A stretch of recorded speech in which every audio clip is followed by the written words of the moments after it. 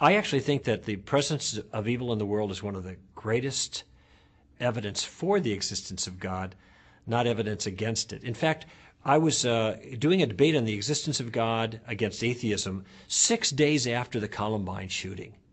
And of course the issue came up then. And I said, I actually believe in God more as a result of what happened there than less. And here's why. I said there are a lot of things you could say about what happened in Littleton, Colorado that Monday morning. If God did not exist, you could say, well, that upset me. Or I would never do that kind of thing. Or I can't understand why they would ever do this. In other words, you could talk about your feelings all day long. What you couldn't do, it seems to me, is you couldn't call what happened at Columbine High School wicked. But it seems that's exactly what you must say of it. And the reason you can't call it wicked if there is no God is because there is no way of distinguishing objective evil from objective good unless you have a foundation to measure those things from. Lewis said, I would not know what crooked was unless I knew what straight was. So if we say, gee, that was evil, that was wicked, I have to ask, why would you call that evil and wicked? Because it's not the way things are supposed to be. They should have done otherwise. Now notice my language, supposed to be and should have done otherwise. Those words, that language implies a standard that they should have conformed, that they ought to have conformed to, and they didn't. But how do you get should have and ought to and supposed to in a world in which there is no God, in which it's just molecules in motion? You don't get that. And this is why most atheists with intellectual integrity, which includes the guy I was debating against that day, acknowledge that if you have no God, you have no standards for good and therefore no standard for evil, and therefore the problem of evil evaporates in their system. There is no problem of evil. And he was willing to report he didn't like what happened and he would do those things, and to him it was bad, but he couldn't say anything more. He couldn't speak about the actions. He could only speak about his emotional responses. But I think most people were pretty much convinced that those actions were evil. Indeed, one of the strongest arguments against the existence of the kind of God that I believe in is the presence of evil in the world. But that can only be voiced if there is real evil in the world. And two things follow from that. First of all, relativism is a dead-end trip. If you believe in moral relativism, that there is no objective right or wrong, and it's just a matter of you have your trip and I have mine, and who are you to push your morality on me kind of thing, well, then you can't even ask this question because you don't believe of evil in the world. You're out of play. But I think the atheist is out of play as well, because the atheist cannot make sense of evil and good in the world. This only makes sense in a world where there is this absolute standard. And so it turns out that the presence of evil in the world, rather than being one of the best arguments against the existence of God, I actually think is an argument in favor of the existence of God. This is the way C.S. Lewis dealt with it in the beginning of his fine little book, Mere Christianity. And many Christian philosophers and thinkers have taken this same tack. If there is morality in the world, there must be a God to ground that. And I think that's a good argument. Now, of course, that doesn't make the problem of evil go away. What it does do is it suggests that some answers are not going to work. The relativist is out of play, and I think the atheist is out of play. The theist still has to make sense of this, just for intellectual honesty. You're right that the culture really has a special place for at least a certain understanding of tolerance right now, and that understanding is basically, well, everybody's equally right. I think that in spite of the fact that so many people have a knee-jerk assertion of this kind of tolerance, I don't think people have thought about it very much. When you think about ideas in general, especially the important things with regards to religion, why would anybody say that all religions are equally valid ways to God? All religions are equally true. I mean, think about it. Christians say that Jesus is the Messiah. Jews say that he's not.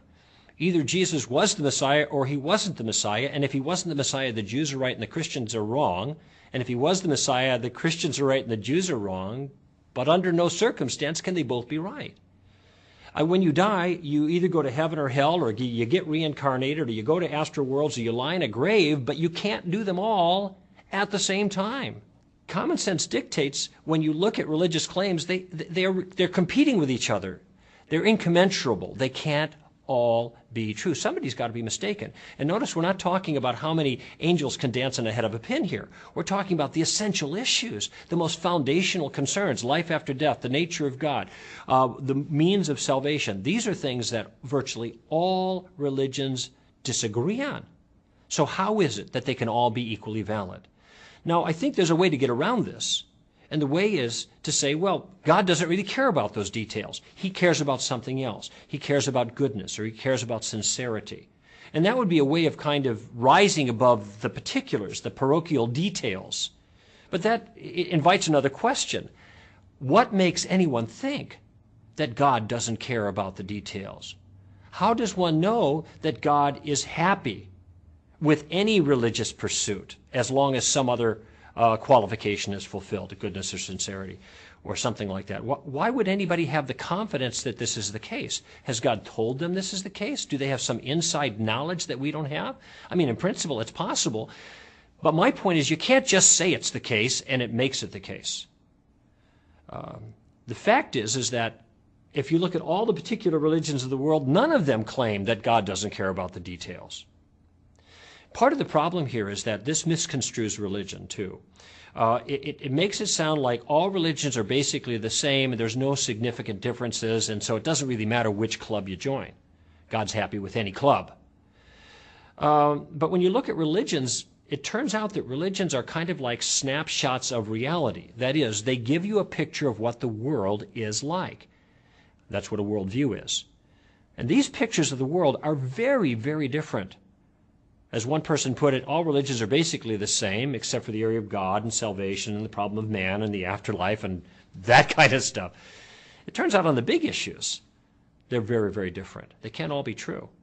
85% of Christians have doubts about their faith, and the other 15% lie, okay? None of us is omniscient. We don't know everything. And because we don't know everything, that means it's pretty large possibility that we're going to be wrong about a few things. And sometimes it occurs to us that maybe we're wrong about the things that really matter. This is not unusual at all. It happens to everybody. In fact, it's a good thing, because what doubts do is they help you repair your belief system. I have beliefs that I know aren't true. Now, what I mean is, I know that there are untrue beliefs that I have. I don't know which beliefs are not true, or else I wouldn't believe them. But when I have doubts about things, it causes me to look more carefully at my belief system and try to figure out what is it that I'm missing and what is it that I'm getting right. And this is then necessarily a reflective enterprise. So doubts can be good in that regard. Now, doubts can also just simply drive people to despair. And that's not a good thing. Doubting is especially challenging for somebody whose faith commitment is largely an emotional commitment. They have subjective reasons for believing in Christianity. And look at, like any other subjective experience, those experiences can leave us. And then we're thinking, what? I don't feel God. Where is God? He's gone. And if what we've been trusting in really was an emotional, subjective kind of thing to give us confidence that our beliefs were true, we're going to be in big trouble. However, if we take a more biblical approach and our beliefs are not just leaps of faith, but they're convictions, if they're informed by evidence, if our trust in God is earned because we see what He's done and who He is, and we have good reason for this, if we've been thoughtful about our convictions, then even when the emotions leave, those facts, if you will, that were the foundation of the convictions are still there. Look, I have my own doubts, but I'll tell you what I do when I have my doubts. I go back to the reasons why I think Christianity is true, and theism is true, and Jesus can be trusted.